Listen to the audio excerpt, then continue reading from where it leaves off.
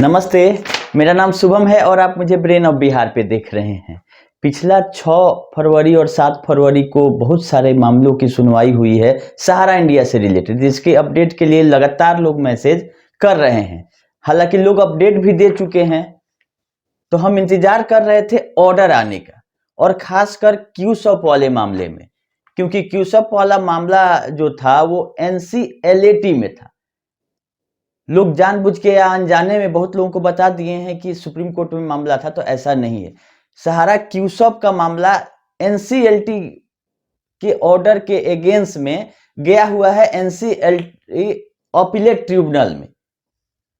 Supreme court में क्यूसॉप का मामला अभी नहीं कहीं लगा है।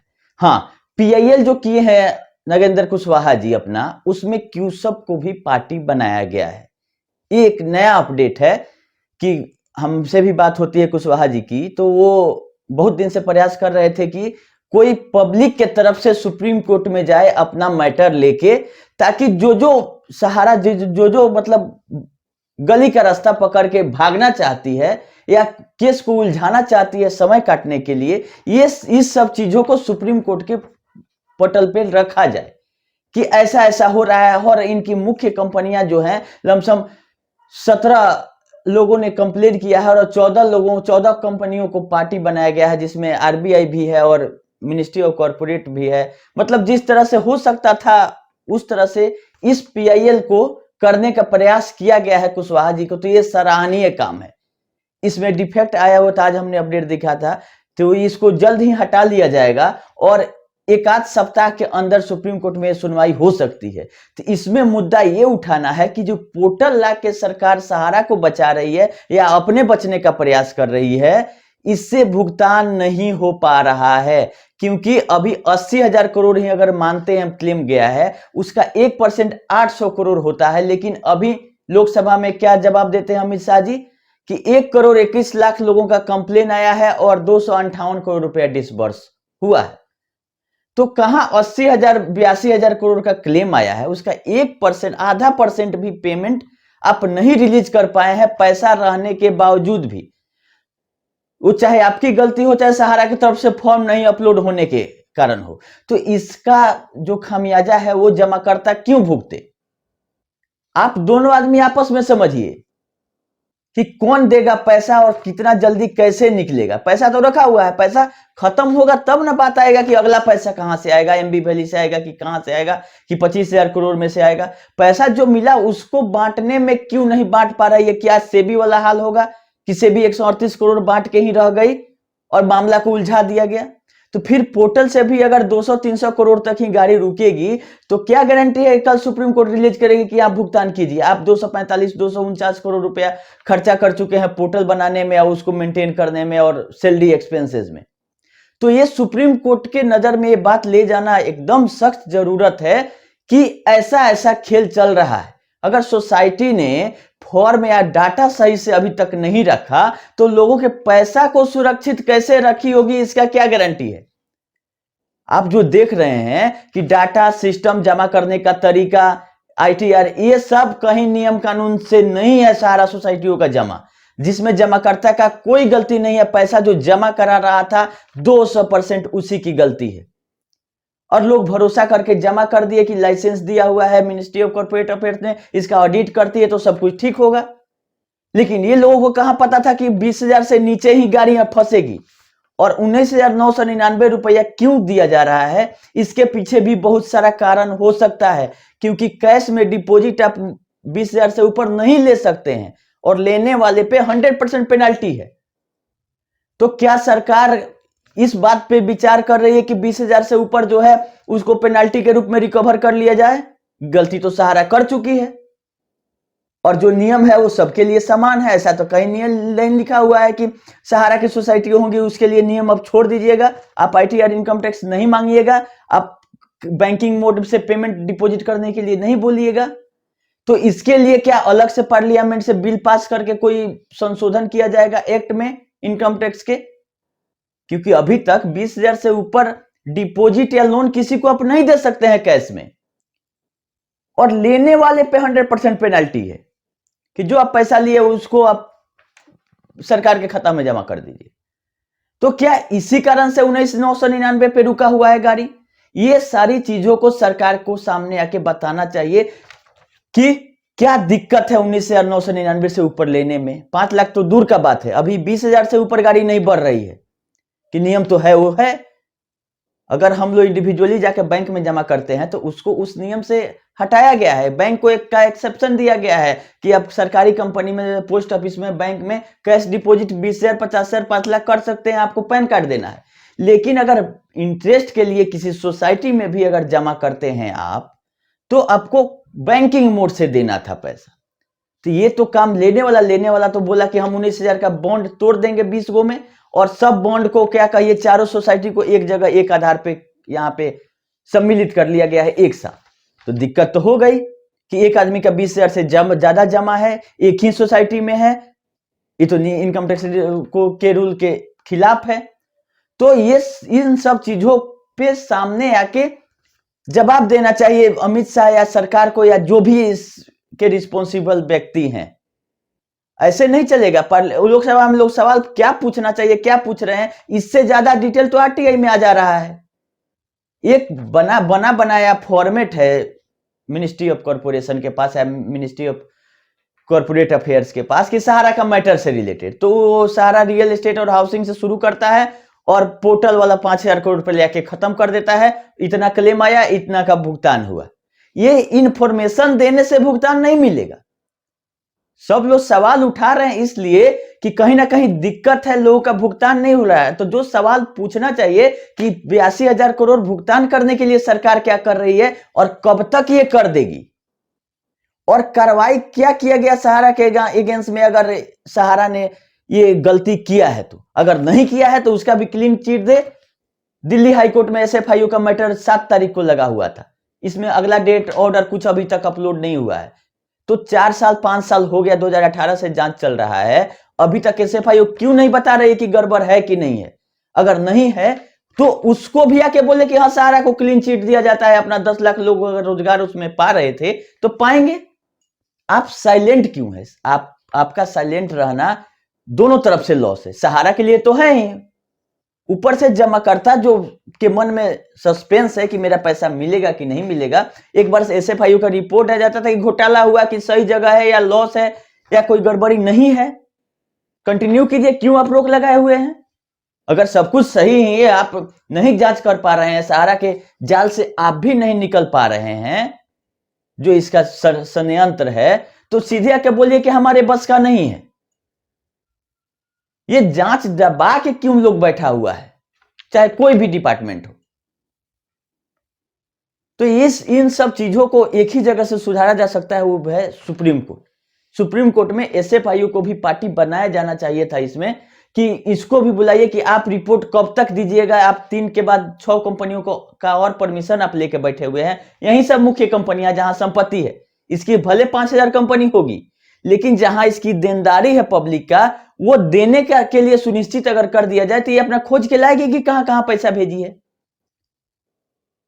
उसके 5,000 कंपनियों का हमको कोई मतलब नहीं है। जहां पब्लिक की देनदारी है वो पैसा विथ इंटरेस्ट आप देने के लिए पूछिए कि कहां से दोगे, और नहीं दोगे तो वाइंडिंग अप लिक्विडेशन का प्रोसेस क्यों नहीं इनिशिएट हो रहा है। जब ये फाइनेंशियल का 2015 में आरबीआई ने आदेश दिया था कि वाइंडिंग अप होगा, उसका केस अभी सुप्रीम कोर्ट में 14 तारीख को लिस्ट हो रहा है, 10 साल हो गया। तो 10 साल तक वाइंडिंग अप करने का अभी केस चलेगा, तो इन लोगों का भुगतान इस हिसाब से कब होगा? अगर सीआरसीएस लिक्विडेशन का ऑर्डर भी देती है सारों सोसाइटियों का, तो अगला 10 साल लगेगा लिक्विडेट करने में इसको। उसके बाद भी जो कानूनी पेंच है इस देश का, उससे निकल पाना इतना आसान नहीं है। तो क्या इसके लिए पार्लियामेंट में जो सवाल उठा रहे हैं, अलग से विधेयक बिल लाके और सारे लोगों को एक जगह इकट्ठा करके, जो भी सारा ग्रुप के हैं, और क्या इसके लिए जितना मामला पेंडिंग है, चाहे पीएफ में हो, ईएसआईसी में हो, एनसीएलटी में, ट्रिब्यूनल में, हाई कोर्ट, सुप्रीम कोर्ट, पहले कितनी कंपनियां हैं, कितने कंप्लेन है, कितनी देनदारियां हैं, एक जगह गोटा कीजिए और 10-15 आदमी को उठा लीजिए ऊपर से, आप इन लोगों को जेल में कर दीजिए। क्योंकि सुब्रत राय सहारा भी अपने से जेल में नहीं गए थे, इनका ये सुप्रीम कोर्ट के ऑर्डर का मजाक बना दिए थे, तब जाके कहीं ना कहीं सुप्रीम कोर्ट ने इनको अरेस्ट करके मंगाया 4 मार्च 2014 को। नहीं तो ये भी 15,000 करोड़ रुपया जमा नहीं हुआ रहता। तो जब सरकार या कोर्ट ये जानती है कि बिना पकड़े हुए इसको जेल में डाले हुए पैसा नहीं जमा करता है सहारा, तो फिर इतना ढिलाई क्यों देना है? क्यों नहीं सीआरसीएस लिक्विडेशन की तरफ बढ़ रही है? एक ही रास्ता है कि लिक्विडेट होगा, जो भी इसकी कंपनियां जो डिफॉल्टर हैं उसका लिक्विडेशन होगा और उसकी में जो संपत्ति होगी उसका से जो पैसा आएगा वही भुगतान होना है। 1 रुपया सरकार और कोई नहीं देने जा रहा है, और जितना डिले हो रहा है उतना ही एक्सपेंस बढ़ेगा इसको भुगतान करने में, और इसके संपत्ति या तो साइड से ही बेच देगी या तो इसका वैल्यू रिड्यूस हो जाएगा। तो आज ये चीज हमको बोलना जरूरी हो गया था कि पार्लियामेंट में उठ गया, लोकसभा में उठ गया, कहीं उठ जाए सवाल, लेकिन भुगतान के लिए क्या हो रहा है? पोर्टल पे, पुराना पोर्टल पे कंप्लेन आ रहा है कि कुछ दिखाई नहीं रहा है, नया क्लेम नंबर नहीं आ रहा है, स्थिति बदतर है। 1 करोड़ 20 लाख बहुत पहले कंप्लेन हुआ था रजिस्ट्रेशन, अभी 1 करोड़ 21 लाख हुआ है। इसका मतलब सिस्टम स्लो है या लोग करना नहीं चाहता है कि भुगतान मिल ही नहीं रहा है, तो क्यों करे? हालांकि अगर 86,000 टोटल लायबिलिटी था 86 इस चारों सोसाइटियों का, और उसमें से 82,000 करोड़ का अगर चला गया है पोर्टल पे अपडेट, तो ये लमसम 90% लोगों का क्लेम हो चुका है। इसके बाद अगर मैच्योरिटी जिसका नहीं पूरा हुआ है, डेथ क्लेम है, और बहुत लोग किए भी नहीं हैं, तो ये सब मिलाया जाए तो मात्र 10% ही लोगों का बचा हुआ होगा। तो जब इतना बड़ा मामला है तो इसको त्वरित करने के लिए क्यों नहीं कुछ किया जा रहा है? क्यों नहीं कमेटी बन रही है कि कितना केस इसका पेंडिंग है, सबको एक जगह करके नहीं करिएगा तो ये एनसीएलटी से अपीलेट में जाएगी, अपीलेट से सुप्रीम कोर्ट में जाएगी, और ऐसे ही लोगों को घुमाते रहेगी। हाँ, अब आ जाइए लास्ट में एनसीएलटी वाला मैटर पे। तो एनसीएलटी के लिए हमको 100 आदमी चाहिए और 1 करोड़ कम से कम डिपॉजिट अमाउंट का क्लेम होना चाहिए, तो हम लोग अलग से केस फाइल करेंगे। 6 तारीख का इसका हियरिंग था जो एनसीएलटी अपीलेट ट्रिब्यूनल में, इसमें अगला डेट 13 मार्च का दे दिया गया है, और 6 वीक मतलब 5 और 2 7 वीक इसको टाइम दिया गया है रिज्वाइंडर के लिए और एफिडेविट फाइल करने के लिए। यही हुआ है, कहीं ये नहीं आदेश आया है कि एनसीएलटी ने अपीलेट ट्रिब्यूनल ने बोल दिया कि लिक्विडेशन के तरफ जाइए।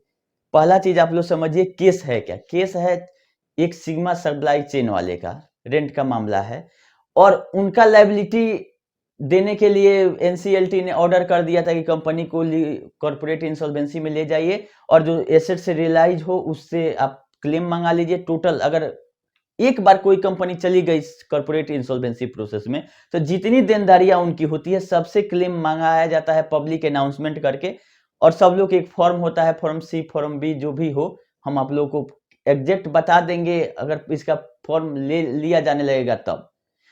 यही प्रक्रिया है कि अगर कॉर्पोरेट इंसॉल्वेंसी होता है तो सारे लोगों का क्लेम मंगाया जाएगा, और कुछ करना नहीं है। जैसे पोर्टल पे आपने अप्लाई किया वैसे ही एक फॉर्म होगा, वो भर के क्लेम कर देना है। जो इंसॉल्वेंसी प्रोफेशनल है वो उसका भुगतान करेंगे। अगर संपत्ति से कुछ रियलाइज होगा तब, नहीं होगा तो नहीं मिलेगा, सीधा बात है। तो अब ये 4-5 करोड़ रुपया का जो मामला है इसके लिए गई है, और ये बोल रही है कि हम मतलब मेरा डिस्प्यूटेड है केस, तो इसमें ये भी स्टे भी नहीं लगाया गया है अपीलेट ट्रिब्यूनल की तरफ से। इसमें बीच में फंस गया है मैटर। केवल ट्रिब्यूनल ये बोला है कि जो सीआईआरपी हैं उनको अभी फर्दर कुछ नहीं करना है इस केस में, जब तक कि हम आदेश कोई नहीं देते हैं। एक तरह से स्टे भी नहीं हुआ, ये बोल दिया गया कि एज इट इज जो है अभी पोजीशन यहीं रहने दीजिए, कुछ एक्शन आपको नहीं लेना है। और इस ऑर्डर में भी 6 तारीख वाला में यही लिखा है कि जो ऑर्डर हम इंतरिम दिए हुए हैं कि एज इट इज अभी रहने दीजिए, अगले डेट पे क्या होता है ये बताएंगे। तो 13 मार्च को ये चला गया, लेकिन इस तरह से इंतजार करने से सहारा को कुछ करना नहीं है, केवल टाइम काटना है। तो टाइम काटने से कुछ होगा नहीं। अगर होगा भी तो सिग्मा चेन वाले को अगर पैसा मिल जाता है 5 करोड़ 4 करोड़ जो भी इनका क्लेम है, लास्ट में अगर सेटलमेंट ये कर लेती है तो फिर मामला खत्म हो जाएगा, फिर हम जीरो पे आ जाएंगे। तो उससे पहले जरूरी है कि अपना अपना क्लेम हम लोग रेडी करके रखें। उसको करने में भी 1-2 महीना लगेगा, क्योंकि 100 आदमी का व्यवस्था करना है, वो भी विश्वासी आदमी जिसका पैसा डायरेक्ट जमा हो। उससे हम डिटेल लेंगे, उनका नाम, मोबाइल नंबर, अमाउंट, एक फॉर्मेट हम जारी कर देंगे, जूम मीटिंग करके डिटेल बताएंगे। उसमें लेके हम लोग पहले लिस्ट बना ले कि कितने लोग मेरे साथ आते हैं एनसीएलटी में फ्रेश क्लेम जाने के लिए। अभी जा भी हम लोग नहीं सकते हैं क्योंकि ऑलरेडी इनिशिएटेड है, और उसी प्रक्रिया में हमको जाना है तो वहां से बोला जाएगा कि जब ऑलरेडी लिक्विडेशन हो रहा है तो आपको पैसा बर्बाद करने, लगाने और केस करने की कोई जरूरत ही नहीं। तो इसका आदेश का तो हम लोग इंतजार करेंगे ही, लेकिन अपना फाइल रेडी रखेंगे ताकि अगर जैसे ही या तो आएगा ऑर्डर कि हाँ आप लोग क्लेम भेजिए, वो भी हम लोग क्लेम करा देंगे। अगर आएगा कि नहीं मामला रफा दफा हो गया, वो पैसा से सेटलमेंट हो गया, तो हम लोग फ्रेश क्लेम 100 आदमी, 200 आदमी, 500 आदमी जो भी मेरे साथ आएंगे सबका के तरफ से एक आदमी रिप्रेजेंटेटिव हो जाएगा और केस हम लोग फाइल कर देंगे कि हम लोगों का इतना 200, 500, 1000 जितना का क्लेम है हमको वापस किया जाए। और संपत्ति जो से रियलाइज होगा संपत्ति का, इसका भी शेयर में पैसा है एमबी वैली का, इसके लिए भी आप लोगों को तैयार होना पड़ेगा कि ये मामला सुप्रीम कोर्ट तक जाएगा कि एमबी वैली में शेयर है तो एमबी वैली से पे एम्बार्गो है कि उसका पैसा सारा सेबी में जाएगा तो आपको परमिशन लेना पड़ेगा। अगर शेयर का भी पैसा लेते हैं या उससे उसका 1000 करोड़ भी आपको चाहिए तो सुप्रीम कोर्ट जाना ही पड़ेगा। तो लंबा लड़ाई लड़ना, इसीलिए तैयारी अभी कर लेते हैं, फाइल होगा 1-2 महीना के अंदर, लेकिन तैयारी अब शुरू कर देना है, रुकने से नहीं होगा क्योंकि ये ऐसे ही दिन पर दिन काटते रहेगी और लोग परेशान होते रहेंगे। तो क्यों सब के लिए हम प्रयास करते हैं एक कि सब लोग मिलके चला जाए और यही रास्ता है, क्योंकि इधर से सहारा की तरफ से केवल और केवल क्या बोलते हैं डायरेक्टली ना कोई ऑफिशियल इंफॉर्मेशन है ना कुछ है, भरमाने वाला 2-4 आदमी वीडियो बना के कुछ ना कुछ बता देता है जो कि कहीं से ऑथोराइज नहीं है सहारा की तरफ से बोलने के लिए। क्योंकि अगर सहारा भुगतान करने के लिए क्या भुगतान 6 महीना बाद भी करती, अगर कुछ ऑफिशियल अनाउंसमेंट कर देती कि इस स्कीम का ये चीज होने वाला है तो लोग शांति से कम भरोसा करते कि कहीं हो सकता है क्यों। लेकिन अब जब सुब्रत सहारा जी नहीं रहे उसके बाद से कहीं कोई कुछ अपडेट नहीं मिलते हुए दिख रहा है। सब लोग अपना अपना जान बचाने के चक्कर में है और बेल फाइलिंग के लिए दौड़ रहा है कोर्ट। तो वो वीडियो तो फिर आज लंबा हो गया, लेकिन अपडेट बहुत सारा था इसलिए सोचे कि हम बता दें। लोग पर्सनल मैसेज कर रहे हैं तो रिक्वेस्ट है कि जो भी छोटा मोटा अपडेट भी रहेगा तो हम सबके लिए बनाएंगे, कोई स्पेशली हम नहीं करते हैं कोई, और एक एक आदमी का मैसेज और फोन का रिप्लाई हम करने लगे तो वीडियो भी नहीं बना पाएंगे। इसीलिए रिक्वेस्ट है कि कृपया पर्सनल मैसेज फोन नहीं करें। जो भी अपडेट रहेगा हम वीकली 1-2 जूम मीटिंग करते हैं, उसमें भी आप लोग जुड़ के अपना सवाल डायरेक्ट पूछ सकते हैं। और जब हम क्यूसब का ही करेंगे तो मोबाइल नंबर भी जारी करेंगे जिसपे आपसे हम डिटेल अपना मंगाएंगे। अभी हम नहीं देते हैं जानबूझ के, कुछ लोगों के पास है भी, तो रिक्वेस्ट है कि पर्सनल फोन मैसेज नहीं करें। कुछ भी हो जूम मीटिंग का लिंक हम देंगे, उसमें जुड़ के आप पूछिए हमसे कि कैसे कैसे करना है। और हाँ, क्यूसब में और एक रियल एस्टेट में एक और चीज हमको देखने के लिए मिला है, पहले भी आप लोगों को बता दिए हैं कि जब पूछा गया था कि रियल एस्टेट और हाउसिंग का जो 24,000 करोड़ रुपए आप कैसे लौटाए, 17,000 और 5,000, तो बोला गया था कि सहारा क्रेडिट से भी 13,000 करोड़ रुपया हमने वापस किया है इसके बिहाफ में। वैसे ही क्यूसब से भी 2200-2300 करोड़ रुपया रियल एस्टेट में, 2200-2300 करोड़ हाउसिंग में। ये इन्होंने डिटेल दिया कि हमने पैसा वापस जो किया रियल एस्टेट और हाउसिंग का, वो इन कंपनियों के थ्रू किया। तो इससे ये साबित होता है कि इन्होंने कन्वर्जन किया कि यहाँ पे ये पेमेंट दिखा रहे हैं रियल एस्टेट और हाउसिंग का और वहां पे रिसिप्ट दिखा रहे हैं, मतलब कि एक तरह से इंटरनल एडजस्टमेंट है। इसका बात सुप्रीम कोर्ट में भी उठा था कि कैसे आप दिए, तो इनके एडवोकेट जो राम जेठमलानी थे उस समय बीमार पड़ गए, पूछ दिया कोर्ट ने। ये सब जनवरी में चल रहा है, जनवरी 2014 का कहानी। जब ये बोल रहे हैं कि हमने भुगतान कर दिया तो पूछा कि बैंक स्टेटमेंट लाइए कि जो ये 24,000 करोड़ आप दिए वो बैंक में कहाँ है, किस बैंक से आप पेमेंट करवाए। उसके बाद अगले डेट में तबीयत खराब हो जाता है वकील साहब का। अब बस उसके बाद तक कहानी शुरू ही हो गया। तब लाके जनवरी से जाते जाते मार्च में 4 मार्च को कोर्ट में इनको पकड़ के लाना पड़ा। सुब्रत सहारा जी के साथ 4 डायरेक्टरों को पकड़ा गया था। एक लेडीज थी वंदना भार्गव जी, उनको खाना पहुंचाने और ये सब करने के लिए छोड़ दिया था कोर्ट ने, बोला कि 3 डायरेक्टरों को डिटेंशन किया जाता है। तो उसी समय ये लिख के एक बार दे चुके हैं और ये ऑर्डर में मेंशन है कि सहारा क्रेडिट का भी 12,000-13,000 करोड़ रुपया हम भुगतान किए हैं रियल एस्टेट और हाउसिंग का। तो आज जब रियल एस्टेट और हाउसिंग का पैसा 25,000 करोड़ जमा है तो क्या 2253 करोड़ था उसके अलावा भी पैसा रिलीज हो सकता है। जरूरत है पोर्टल को सही से भुगतान करने की। क्यूसब का जहां तक मामला है तो 4500 करोड़ तो उसमें दिखाया जा रहा है कि क्यूसब से भुगतान किए रियल एस्टेट और हाउसिंग का। तो आज क्यूसब की लायबिलिटी है तो क्या सहारा से भी वाला पैसा से नहीं दिया जा सकता है। आप जैसे सीआरसीएस को दिए वैसे मिनिस्ट्री ऑफ कॉर्पोरेट अफेयर्स को भी दीजिए कि हाँ क्यूसब के लिए आप ले लीजिए जितना इसका लायबिलिटी है। तो ये बहुत सारा चीज है, और जितना भी हमारे पास सपोर्टिंग डॉक्यूमेंट है, जो भी पीआईएल करते हैं, चाहे जो भी केस कहीं कहीं लड़ते हैं, लोग हमसे मांगते हैं, हम सपोर्ट के लिए उनको देते भी हैं। और मेरे पास सारा चीज डाउनलोडेड है, चाहे एमबी वैली का बैलेंस शीट हो, चाहे चारों सोसाइटियों का है। और जब तक ऑर्डर नहीं आता है हम, और मेरे पास, हम अपने खुद से डाउनलोड नहीं करते हैं, हम इंफॉर्मेशन नहीं देते हैं। हाँ, कुछ लोगों के लिए रिस्ट्रिक्शन है जो कि मार्केटिंग करना चाहते हैं कि हम कुछ अगर दे दें और उसका वो मार्केटिंग कर लें अपने यूट्यूब चैनल पे, या चाहे यूट्यूब ग्रुप में, या चाहे व्हाट्सएप पे। तो मार्केटिंग करना हमारा पर्पस नहीं, हमारा पर्पस है लोगों का प्रॉब्लम कैसे सॉल्व होगा। कोई कोर्ट में फंस रहा है और कोई पेपर हमारे देने से उस आदमी का प्रॉब्लम सॉल्व होता है, तो हम तुरंत देते हैं कि एकदम लड़िए, हम पेपर लेके कोई इसका अचार नहीं डालेंगे, लेकिन सही आदमी को जो कि फंसा हुआ है, जिसको जरूरत है मदद की। 9 तारीख वाला बेल में का भी मैटर है आपका 30,000 कोर्ट में, जो सारे लोग बेल लगाए हुए हैं, महानुभाव लोग। और जो भी अपडेट रहेगा हम एकदम तुरंत जल्दी बताने की कोशिश करते हैं, टाइम निकाल के। देरी हम नहीं करते हैं। आप लोग कृपया धैर्य बना के रखें। भुगतान तो होगा ही, लेकिन वहीं सहारा और सरकार एक नंबर में, अगर सरकार चाहेगी तभी होगा, नहीं तो ऐसे ही डिफिशियंसी, और डिफिशियंसी के बाद फॉर्म के बाद क्या है, सहारा की तरफ से कोई गाइडलाइन नहीं है कि फॉर्म क्यों ले रहे हैं, क्या हो गया फॉर्म, किस साल से फॉर्म नहीं है, इसका भी नोटिफिकेशन जारी करना चाहिए था कि हाँ फॉर्म मेरे पास मिसिंग है, तो किस साल से नहीं है, कि कुछ लोगों का मिसिंग है, या इसमें भी कुछ षड्यंत्र है आपका कि पहले इतना लोगों का मांग रहे हैं, फिर बाकी लोगों का मांगिएगा, किसी का फॉर्म ही आप नहीं रखे। तो क्या क्लैरिफिकेशन मिसिंग हो सकता है किसी ऑफिस से, लेकिन कोई सिस्टम होता ही नहीं कि 10 अकाउंट खुला जिसमें 2 अकाउंट का आपके पास है, 8 का नहीं है, तो बीच वाला फॉर्म कैसे निकल के उड़ सकता है।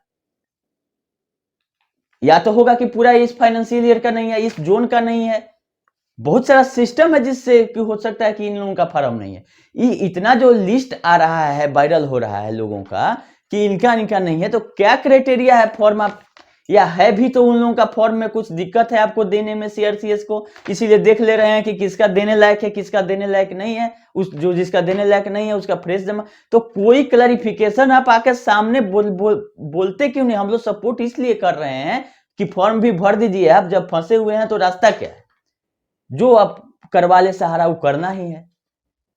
लेकिन जिस तरह से धोखा देते आई है सहारा, तो इस पे विश्वास करना अभी मुश्किल हो रहा है कि कहीं कुछ गड़बड़ न कर दे। इसीलिए हम बार बार बोलते हैं कि फॉर्म आप लोग अपने हाथ से भर के तब स्कैन करके दीजिए और एक कॉपी लीजिए कि कल होके कोई गड़बड़ नहीं कर दे, क्योंकि भरोसा तो 1% क्या 54 भर भरोसा नहीं है किसी को। इसके सिस्टम से कब कितना पैंतरा दे देगी, ये तो अब क्यूसब का क्लेम करने हम लोग जा रहे हैं। इसमें हम लोग डिपोजिटर हैं कि कस्टमर हैं कि एडवांस दिए थे, ये तो कोर्ट में डिसाइड होगा ना। ये तो एजेंट लोग समझा दिए, चाहे हम भी उस समय हमको भी नहीं पता था, ज्ञानवश या जानबूझ के भी कुछ पता नहीं था सहारा में जमा हो रहा है, और इसका रेपुटेशन था 30 साल का कि 30 साल से भुगतान करते हैं, लोगों ने करवा दिया। लेकिन ये लोग क्या जानता था कि ये धोखा कर देगी। क्यूसब से ही धोखा स्टार्ट हो गया। क्यूसब के पहले कोई दिक्कत नहीं था। 2008 के पहले वाली सहारा और 2008 के बाद वाली सहारा जमीन आसमान का फर्क है। लोग बोलते हैं कि पहले आपका रोजगार चल रहा था तो अच्छे बोल रहे थे, तो रोजगार जब सही तरीके से आप चलाइएगा तो बहुत लोग सपोर्ट करें। जब गलत रास्ते पे जाइएगा तो जरूरी है क्या कि सारा एजेंट गलत रास्ते पे जाए। आप जब तक आपका सही था सिस्टम, आरबीआई का लाइसेंस था, आपका मिनिस्ट्री ऑफ कॉर्पोरेट अफेयर से चल रहे थे, सुब्रत राज, सहारा, स्वप्ना राज, सब लोग डायरेक्टर हुआ करते थे।